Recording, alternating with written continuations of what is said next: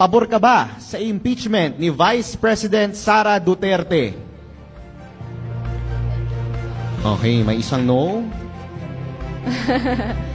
May lahat po ba ay yes? Isang no lang?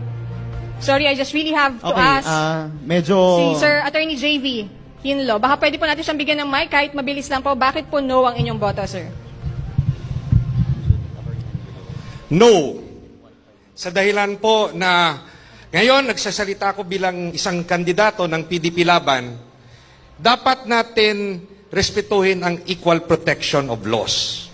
Bakit aatakihin lang si VP Sara at hindi natin pag-aralan at suriin ang confidential fund ng Pangulong Marcos at ng mga departamento na under kay Pangulong Marcos?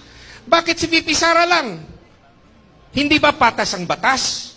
Kayo po na nagsasabing corrupt si VP Sara, ba't hindi nyo inaatake ang ibang departamento at si Pangulong Marcos? Patas ba ang batas sa inyo? Patas ba? Dapat lahat, kung atakihin yung isang tao, pantay-pantay, lahat atakihin nyo. Bakit tahimik kayo? Salamat Okay, thank you po.